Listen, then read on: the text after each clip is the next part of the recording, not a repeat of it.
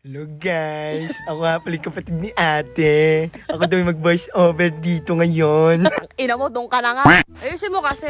So ayan, magdadagat kami. Ang gising... Ayan, si kuya, nagbibigti na. Pagod na sa buhay. Bumaba na kami. Palengke. At dito, bumaba kami. Punta kaming palengke. Bumili kaming gapuki na isda. At may nakita kaming badyaw. Ayan, naka-jacket na gray.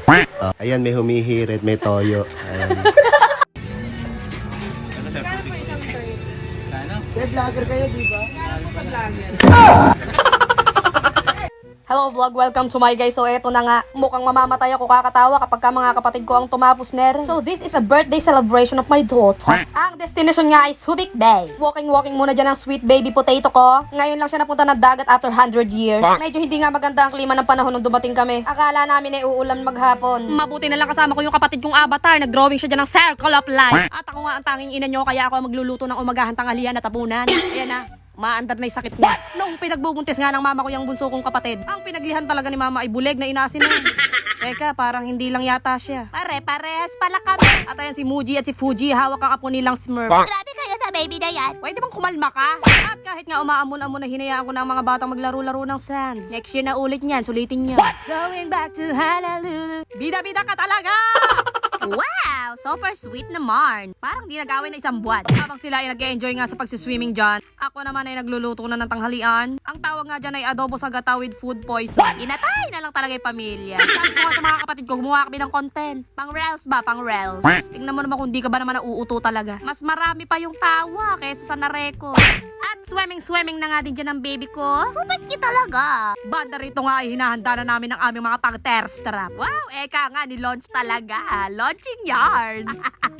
Feel na feel mo, eka, pati paghiga sa lupa. Syempre, hindi magpapakabog yung kapatid kong butete. Wow, super sarap ng Red Horse. Yan ang transition. At for the hapunan, magluluto nga tayo ng sopas. Sopas-sopasan. Galing na ng palengke, kulang-kulang pa yung panahon. Di bale, maganda naman ako. Maganda rin ang bunga. Happy birthday, my baby. At ang aking putotoy ay may sariling mundo. Ganyan talaga yan pag nasa dagat. Nagugulat na lang kami, may dala na siyang talangka. Lip-sync na pinauto. At sa wakas ay luto na nga ang aking spaghetti sopas. Walang magre-reklamo. Tibok. Lakas talaga ng tama mo. Ayop ka. At makiat ka pa.